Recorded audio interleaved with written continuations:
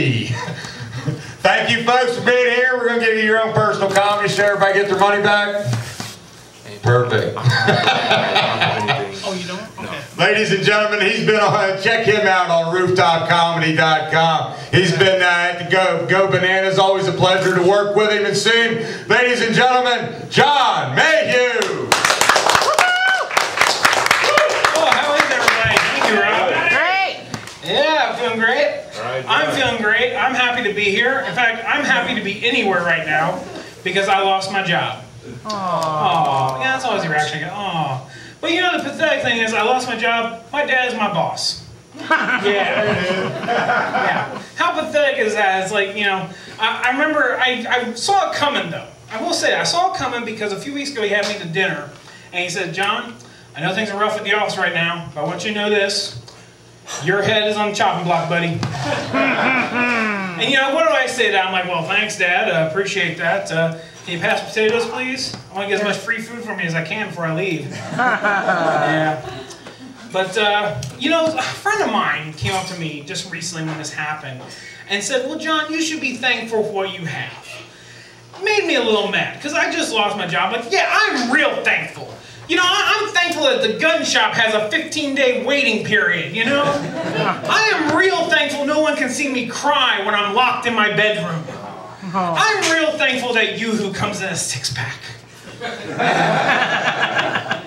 Yeah, you may notice I'm a big guy, but I also come from a big family. I have a ton of cousins. I can't go to the east side to bars because as soon as I see a hot chick, it's like, hey, how you doing?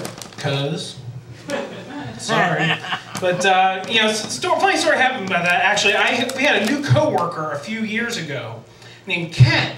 He said, John, your name sounds familiar. A few days later, he comes in with a picture of his great-grandfather. I look up the name. It's my great-grand-uncle. And then he spends about an hour asking me, so what does this make us? I'm like, you know what, Ken? I failed math in high school. Instead of spending some time here adding and subtracting relatives, do me a favor, stay away from my sisters, okay? Let's do that. Let's keep that family tree forking as much as possible, you know? No, but I am a big guy. I'm a really big guy. I am so big that like, when I come in a room, I know I'm probably I am the biggest person in this room right now. I make the rules. I'm the boss. Nobody messes with me. But what's funny is when a really big guy like me meets another really big guy. Because it's kind of like when two predators meet in the wild, and you know they're either going to fight to the death or become best of friends. I had this happen to me and my sister. She had warned me that her neighbor was really big. I didn't believe her until I met him. I go to her apartment and I see him in the hallway. Huge guy. I mean, he's just as big as me, if not bigger. And it's a very tense moment. Our eyes meet.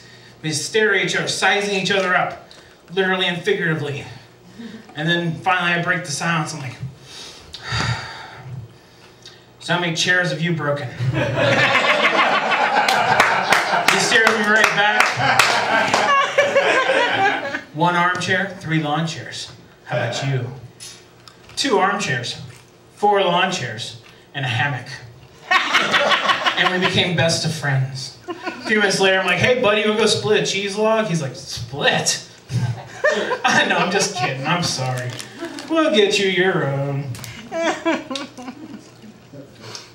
No, I like being big, but sometimes being big isn't good because like I had to fly one time to Vegas, and I was in first class, so the seat's bigger, but the seat belt's the same size as coach. I don't know who thought that one up. And so I needed a seatbelt extender. I waited though because all the flight attendants are really busy getting everybody settled. And then I finally flagged one down. She said, yes, how may I help you? I said, can you please give me a seatbelt extender? And she said, certainly, sir, one moment. Without moving her feet, people, she stood there and said, hey, Linda, get me the elephant belt. Oh, this is going to be a great flight. I know it right now. But I told you that story because if you're ever on a Delta Airlines flight to Vegas and you see a flight attendant named Mary, she's a bitch. Just letting you know. Don't ask her for another pillow. She will not appreciate that. So, but I gotta tell you about me. You know, I can't talk to women. I'm just horrible talking to women. I promise I'm kind of a nerd, or as my friends call me, a dork, a geek, a virgin, whatever, you know. And tell you a story. I did a show at Go Bananas Comedy Club a while back, and afterwards I was standing outside. This beautiful woman came up to me. I mean, guys, just absolutely beautiful. She was tall, she was blonde, she had huge hands, and they were a perfect match for her big boobs.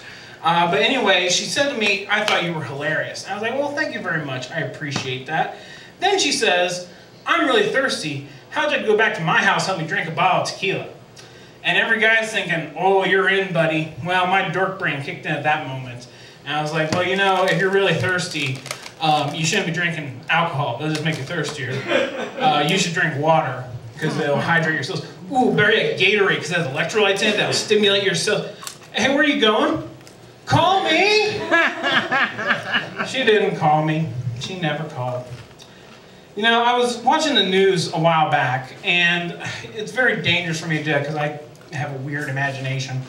And there's this news story about new laws they're trying to pass. It's going to make cigarette companies put pictures of lung diseases on packs of cigarettes. And they're doing this because they want to discourage people from smoking. But my problem with this is, what if it doesn't work and becomes something collectible and tradable like baseball cards for smokers? I'm serious. I mean, you're outside a bar and a guy's like, "Hey, buddy, what'd you get?" "Oh, sweet, collapsed lung. What'd you get?" "Oh, man, I got emphysema." I didn't go over well. So lung cancer night. It's lung cancer night at Boomerang. But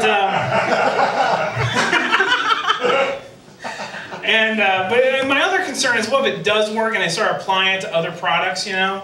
Like, personally, I don't want to go buy a box of donuts and look at a picture of me staring right back at me. Yeah. Or even worse, guys, you got a night with your lady plan, so you go to the drugstore to get some lotion, lubricant, and there's a picture of a minivan on it. Yeah. Or even worse, you go to buy a bottle of booze, and there's Mel Gibson's mugshot looking right back at you. Oh. Yeah, or, you know, hey, it could be good stuff that'll happen to you, like you buy a bag of cocaine, there's Robert Downey Jr. looking right at you. I don't understand what happened with him. He fell into a mountain of cocaine and came out Iron Man. I don't know. I don't understand that one at all. That makes no sense. Makes no sense at all. So, but tell you a story. I had to drive to Cleveland, oh, I don't know, about 5 months ago for a funeral, or as I call it, an Indians game. And, you know, it's not a long drive, but when you're by yourself, it's a really boring drive. And it gave me time to think, and I think Ohio needs a new slogan, because for a while it's been Ohio, the heart of it all. Well, after that drive, I think it should be come to Ohio, see nothing. Because that is just a boring drive. I mean, Cincinnati's cool. I love Cincinnati. But once you get past Kings Island 71, it's just nothing but corn, wheat, corn, horse, cow, barn, corn, wheat, Confederate flag barn, horse, cow, wheat, horse. Ooh, Columbus. Corn, wheat, horse, cow, barn, horse, cow, barn, corn. Ooh, Cleveland. A lake I can drown myself in. You know, I love when I tell that joke because people always try to prove me wrong. I love that. Like, I had this guy come to me after a show one time. He's like, "John, you don't know what you're missing. Exit 186, you turn right, you turn left, then you take another right, and a left, and a right. There's a gravel road, you go off it behind some trees. There's a guy selling cheese logs." I gotta call my buddy real quick. You know, on that drive, something weird happened to me, something traumatic. I was driving along on a side road, and I hit a bird. And it was great. It was just like in cartoons. There was a poof of feathers right in front of me. It was awesome. But the traumatic thing was the bird, after I hit it, it rolled up on my hood and got stuck with its legs up in the air, just... I looked like an avian serial killer just tooling around town. The guys from Criminal Minds were hot on my trail. We believe the unsub bought a cheese log tonight. But anyway, so... I just thought that one up. That cracked me up. But anyway, so I had this bird stuck in my hood, and I knew I needed to get it off because it looked bad. So my first thought was, I'll try a couple hard turns, thinking it'll just roll off. That didn't work. So now I knew I needed to get out and get this thing off my hood. But there's a problem here. One, I'm lazy. this is not the physique of a real go-getter, if you know what I mean. One time I peed my pants just because the television show was that good. You know? And the other problem was, it was traffic. I couldn't really pull over anywhere safely, so I just went along. I pulled up to a stoplight finally, and there's this car next to me, and there's this little girl in the back seat, and she is crying her eyes out. She's pointing at the little yellow bird on my hood. And I felt so awful. I heard an "oh, that's sweet." But I felt awful, so I rolled down my window. I said to her, "That's right, princess. I killed Tweety Bird. You tell Sylvester to watch his ass." You know, I heard the "oh." Now, I feel like you think I'm a bad person after that joke. I am not a bad person, believe me. Just the other day, I stopped to avoid hitting a baby deer. I did. I slammed on my brakes. This little fawn came out in front of me, barely able to walk, and I just narrowly missed it. And I'll tell you why I did that. Because I think venison tastes better with age. I'll see you in 3 months. Now, before I go, I got to tell you, I went to the doctor's office the other day because I wasn't feeling good. And I'm sitting there, the doctor comes in, and she looks really upset. She looks very serious. I'm like, "Oh my God, what's wrong?" And she's like, "Well, John, I got good news and bad news. I'm going to give you the bad news first." I'm like, "Okay, I can take it." And she says, "Well, John, you're morbidly obese, you have uncontrolled diabetes, and you have shockingly bad blood pressure." And I was really upset about this because I said to her, "Well, I don't have a job, I'm a comedian, how am I going to pay for this?" And she's like, "John, that's the good news." I'm like, "Ooh, what's the good news?" "You're not going to live to get your bill." It's like, oh, a little rough, okay. I'm sorry. It's true, though. But a weird thing happened at that doctor's appointment, actually. I was sitting there, and the nurse came in to take my vitals, you know? And so she takes my pulse, takes my temperature. She tries to take my blood pressure, and she can't get the cuff around my arm, you know? She's afraid of the gun show, you know what I mean? So she says, "Well, hold on a second, John, I'll be right with you." She goes to the door, leans out, and says, "Hey, give me the elephant cuff!" Son of a bitch, Mary's moonlighting. I can't believe it. Well, that's my time, folks. All right. So now we're going to have the comedians come up. Bring up Jay. Yeah, I got it. Oh, my I'm good. I'm on it, man. I am on it. I don't know what it is, but I am on it. Yes, you are. So, but I'm probably going to bring up the comedians As long as tonight. it's not my foot. So, yeah, as long as it's not your foot, that's right. So our first comedian, that's my sister, everybody, right there. Hey, My sharpest critic. But anyway, you know, our first comic, I've worked with him before.